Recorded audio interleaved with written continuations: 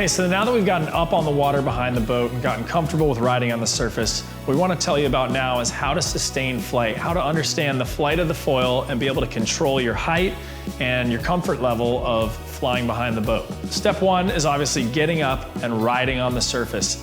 Generally, we're going to be going pretty slow at this point. I would say anywhere from 3 to 5 miles per hour. Now, for some of you out there, that's going to be enough speed to actually already feel small takeoffs from the water, depending on your weight.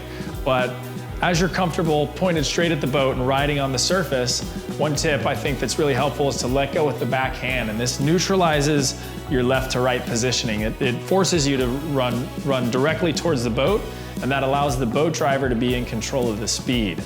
So what we can do here is slowly increase the speed just bit by bit until you find that magical point where it starts to become quieter and you're slowly lifting off and getting that kind of tease of flight. There's another way that you can get the board up and flying without additional speed from the boat, and that's putting more back foot pressure and leaning back and seeing if it's enough to fly. If not, you just need to increase speed and then you'll get there as well. But it's all about flying the plane with your feet. So generally at that 3 to 5 mile per hour range, you could have a foil in the water at this angle that's stalling. It doesn't have enough speed to pop out. But if you had a foil in the water at this same angle at 10 miles an hour, it would be to the moon, right? So it's all about finding that sweet spot with the speed and the foot pressure to get this thing up off the water and flying. Okay, so assuming we're at a reasonable speed here that's fast enough to fly your foil, it's all about the physics of what's happening underwater. If you want to go up, you're pointing it up, right? And this is all happening with the shift of your hips from back to front to back, etc. So if you want to rise and fly, you want to lean over that back foot a little bit more. You just simply bring your hips back, say 1 to 2 inches, and you'll notice the foil rising. Now, as that's happening, you have to react at the same time to level the foil. So this is all about kind of finding that perfect balance. It's a very subtle, slight shift of weight in each direction that allows the foil to make these changes. So leaning your hips back over the back foot is going to allow you to rise. Coming back over the front foot allows you to level. Now, if you're too high out of the water and you're concerned that you're going to have a breach, it's about leaning over that front foot, bringing the hips forward and coming back down. So remember to do this all as slowly and delicately as possible. Big moves lead to big reactions on foils. So it's all about finding that kind of yoga zen moment where you're moving ever so slightly and just locking into that sweet spot.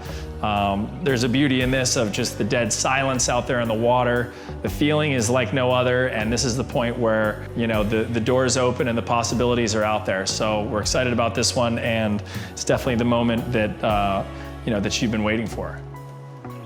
If you're enjoying this content and looking to up-level your learning, you're going to want to check out foilacademy.com, where you'll find over 60 modules covering 4 sports, all taught by Slingshot's master instructors. On our comprehensive and structured learning platform, you can track your progress, engage with the foil community, and learn at your own pace, all from the comfort of your own home. Best of all, it's completely free.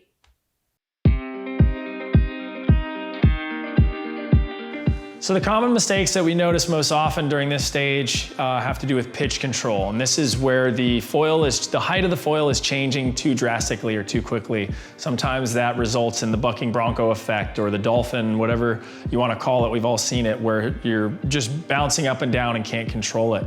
So this typically means that you're moving too much, you're adjusting your weight too aggressively, or you might have too much boat speed. If you're able to bring the boat speed down, this is going to dull all of this up and down sensation, and that in combination with more subtle movements or adjustments in your weight will help neutralize this effect and get you flying more smoothly.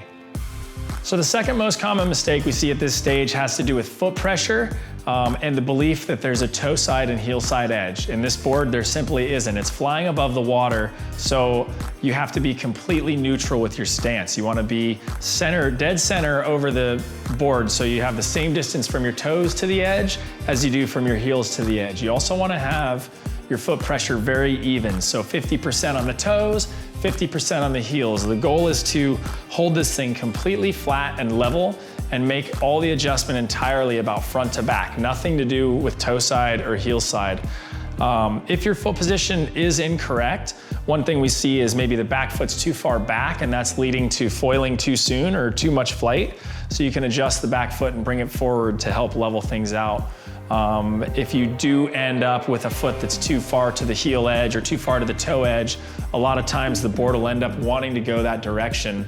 And as I said earlier, anytime you get pointed on an angle that's different than what the boat's going, or you're going to the side, you're creating more speed and more momentum. And as I said, speed equals lift with the foil. So if you get stuck on a rail out to the flats, and you're going twice as fast as the boat, it's ultimately gonna lead to the foil breaching and some sort of dismount off the board that we want to avoid. So the third and final most common mistake we find at this stage is overconfidence and just a general sense of feeling like you're not getting it. This is not gonna come on the very first try, even if you've got experience in other water sports. This is a sport that takes time. Don't get discouraged. You know, it might not always happen on the first session, but it will happen. And once you get it once, you get it forever. So this is a lifelong journey in water sports that leads to a lot of different places.